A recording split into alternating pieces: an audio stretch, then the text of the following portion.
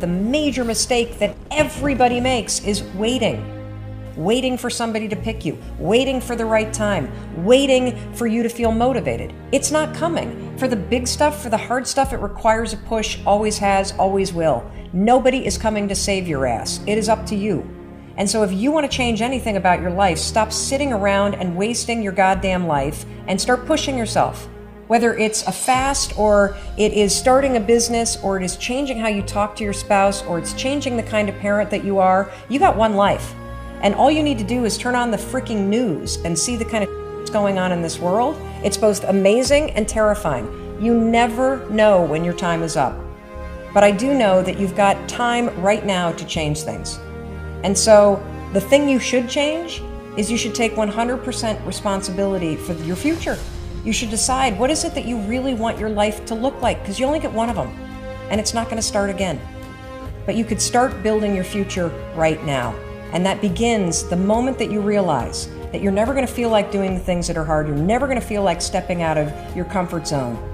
And the second that you do, the second that you push through, you win.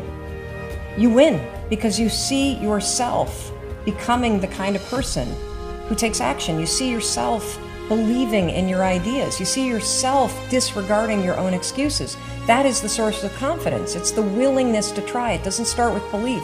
It starts with the push. So do yourself a favor and stop thinking about all this stuff and stop commenting and push yourself. Do something. It is what it is. You know, we talk about overcoming objections, and a lot of times we don't know exactly what those objections will be. And sometimes they can come up and it can become so overwhelming that, wow, we didn't anticipate that, we didn't know.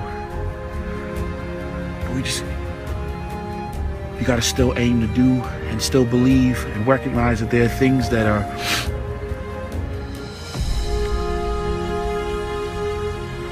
it's always worth it to do your best and to believe in something and to work towards the attainment of the goal. And if it is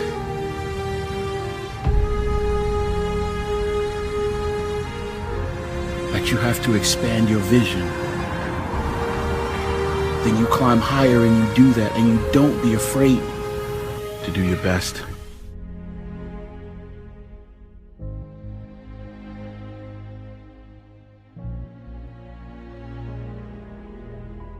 There are times in life we feel like we're going in circles. We're doing the right thing, but not making much progress. We don't see anything changing. It's easy to lose our passion and get discouraged. But one test we all have to pass is being faithful when nothing new is happening. We're just going to work, raising children, coming home, doing the same thing again. It's easy to be our best when we're getting good breaks. Things are falling into place. That doesn't take much faith. But what about when you're working hard but not getting the credit? You're being your best, but your marriage isn't improving. When you're faithful in the routine, something is happening that you can't see. Your character is being developed. The routineness of life is not exciting, but it is necessary. You won't become all you were created to be without being your best when it's mundane. Being excellent, having a good attitude when it's just another ordinary day. Nothing exciting is happening. You're just singing in the choir another Sunday, going to work with a smile another week, doing the right thing with a good attitude another month. You could see it as boring. When is this going to change? But you understand this principle, you're being prepared. When you're faithful in average days, then you will see exceptional days. But sometimes we're frustrated because we know we have more in us, but we're not seeing it happen. We don't understand why we're not making progress. Be faithful in the routine. What's in your future is going to be more rewarding, more exciting than anything you've imagined. Now, I'm challenging you to stay faithful in the routine.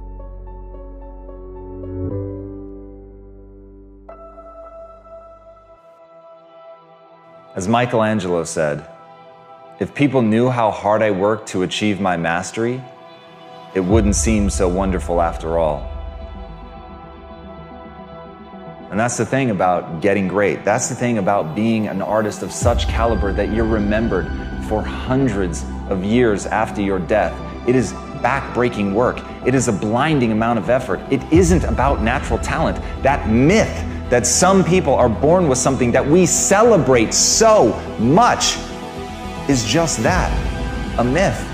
You're born a lump of flesh. You can't hold your own head up. You may have predispositions, but that is a long way from actually crafting your ability until the point where it looks like magic. And that's the beauty of artistry, isn't it? That it's so unbelievable that you're more willing to believe that it was God-given, that they were anointed with it, than that they just worked their ass off. But the truth is, every one of the greats, no matter how much natural talent they were born with, they're remembered because they worked. They are remembered because they did so much work. Because in that work is hardship. In that work is difficulty. In that work is unbearable adversity. But it's in that adversity that the magic happens. And as Victor Hugo said, adversity makes men, prosperity makes monsters. So I know right now you wish you'd been born with some talent. You wish that all those dreams that you had, they were yours for the taking, that you didn't have to put blood, sweat, and tears into it, that somebody would hand you at least something in the beginning, that they would give you some start, some spark. That's where the monster's created. If you really want to get hard, if you really want to get tough, if you want to get great, if you want to be unfucking touchable because no one can bend or break your vision of yourself, then you have to suffer. That's the way of the world. And as Florence Nightingale said, I attribute my success to this: I never gave or took any excuse. And that's the secret. At the end of the day, if you know what you want, it's only a question of whether you're willing to pay the price to get there. So ask yourself, are you willing to pay the price?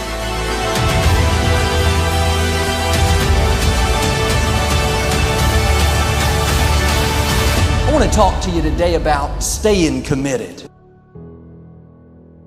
We all have opportunities to give up on what we're believing for, walk away from an uncomfortable situation, slack off, not be our best. But if you're going to reach your highest potential, you have to stay committed. You can't be moved by what's not working out, give up on a child because he's not doing what he should, slack off at work because you're not being treated right. You have to have a made-up mind that you are in it for the long haul. It may be difficult. You have a good reason to walk away. Don't take the easy way out. Stay committed to your marriage. Stay committed to raising those children. Stay committed to your friends. They may make mistakes. Give them some grace. Don't be a fair-weathered friend. Be committed in the good times and the tough times. Stay committed to your job. Be a loyal person. Somebody they can count on day in and day out. You're not always going to feel like it. There will be good days and tough days. Times when it's exciting, times when you feel like giving up.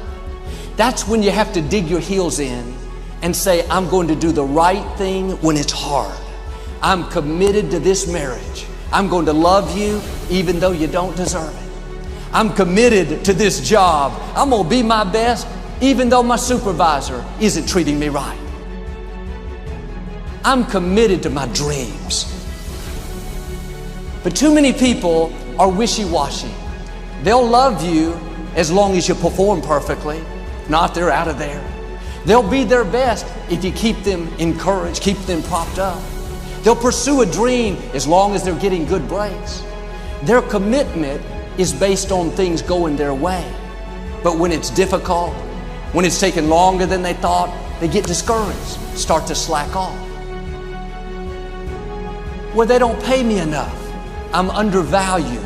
If they would pay me more, I would do more. But if you don't pass the test of being your best where you are, showing up on time with a good attitude, doing more than you have to. Well, Joel, it's difficult to stay committed to my job, committed to my marriage, committed to this dream. Nothing's going my way. If it was easy, everyone would do it. I've heard it said, on the road to your destiny, halfway through, every person will be tempted to give up. Some turn around and go back. The others stay committed and keep moving forward.